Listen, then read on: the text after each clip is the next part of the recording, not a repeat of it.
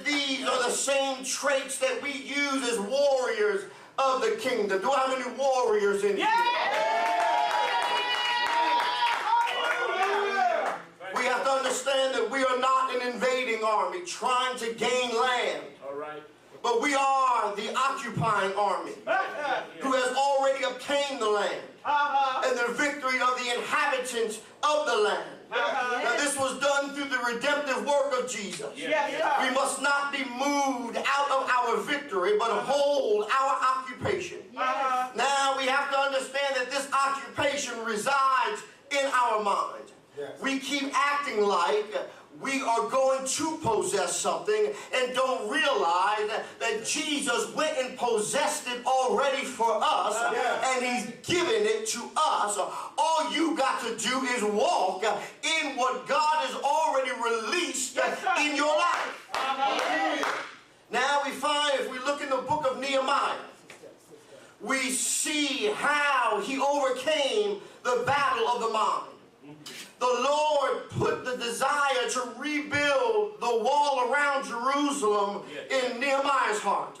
And God gave him favor with the king, and he obtained release to go do such a work. We have to think for a moment. God has put a desire deep within the hearts of some of you sitting right in here in this room right now. A desire that you can't shake. You've tried to shake it and you've tried to run from it, but no matter what you seem to do, you can't get this thing out of your heart. For some of you, it's frightened you, and for others, it's befuddled you. Who am I that such a thing would drive me? I cannot accomplish such a thing because of thus and so. It was always and is always Satan's plan to stop the work of God's people.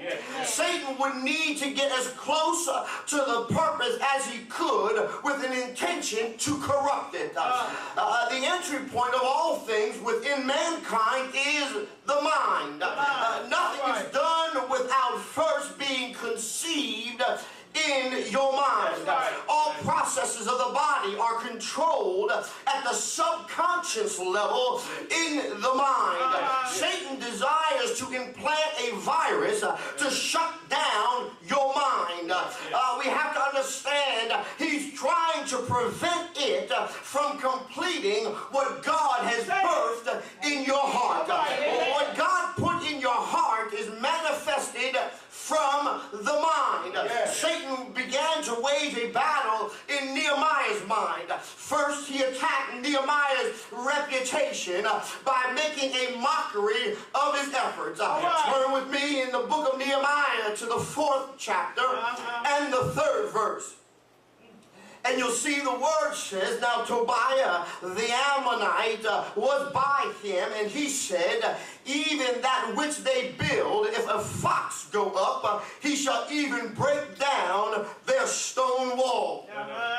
This is where some of us are right now, frustrated with our efforts to carry out the will of God in our lives. We are stuck with what others are saying about our work. We become discouraged and stop what we are doing because we feel as if what we are doing is failing all over again. I'm nothing but a failure. Everything I put my hands to seems to fall apart. I seem to go good for a minute, but then when somebody else analyzes my work, they find all the errors and all the mistakes and all the issues that would say my work is no good. And because of this, we begin to slip back into our old ways.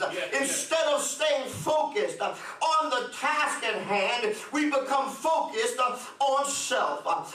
We feel we have to go about fixing ourselves first before God could ever use us. We get sidelined with non-existent injuries because we really just did not like taking the hit. You have to understand it's not going to feel good all the time, but you got to get up when you get knocked down. The test or the testimony of a champion is not that he's never in a war, or it's not that he can whoop every everybody. It's when that person comes up against the champ and knocks the champ on his butt. The champion knows how to get up. We've got to learn how to get up. Stop getting frustrated because you got knocked down. Roll over, put your hands underneath you, and get up. Look at your neighbor and say, yes, I can. Yes, I can. We understand that we have to have a plan. You have to prepare, and that's good to prepare for tomorrow. But the problem is your battle ain't tomorrow, it's right now. It's good to have a plan for tomorrow, but you need to learn to live in today. Tomorrow will take care of itself. I need to know what I'm going to do right now. Do I serve a tomorrow God, or do I serve a God that's a right now God? A God that will be here with me right now. A God that when I get knocked down, is knocked down with me.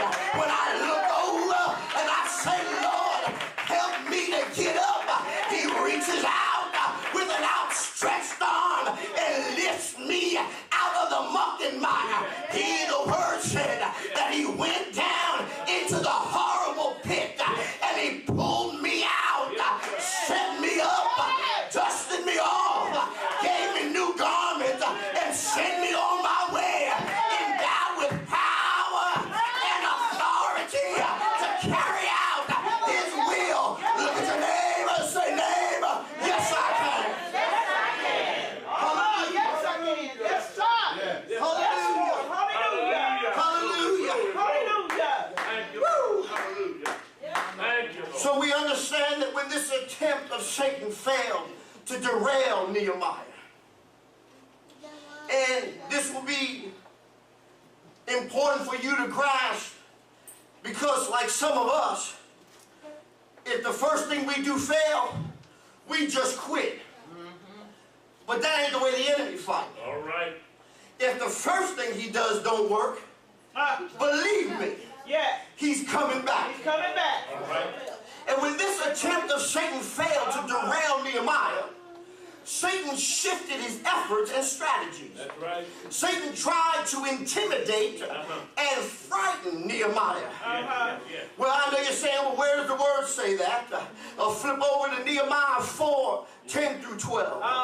And the word reads, and Judah said, the strength of the bearers of burden is decayed, and there is much rubbish, so that we are not able to build the wall. Go ahead. And our adversary said, they shall not know, neither see, till we come in the midst of among them and slay them and cause the work to cease. And it came to pass that when the Jews which dwelt by them came, they said unto us 10 times, from all places whence ye shall return unto us, they will be upon you. Now, this is where some of you are right now in your life. You have become intimidated and stopped your advance. Satan has caused you to believe that he will bring more against you that's beyond your ability to defend. If you continue to do your work, Satan is a liar. He cannot stop what God has started in you, through you, and for you. The work of the kingdom will be completed. When Satan said, no, you need to say with a loud resounding voice, yes, I can. When Satan says that grace and mercy can't do it, then grace and mercy must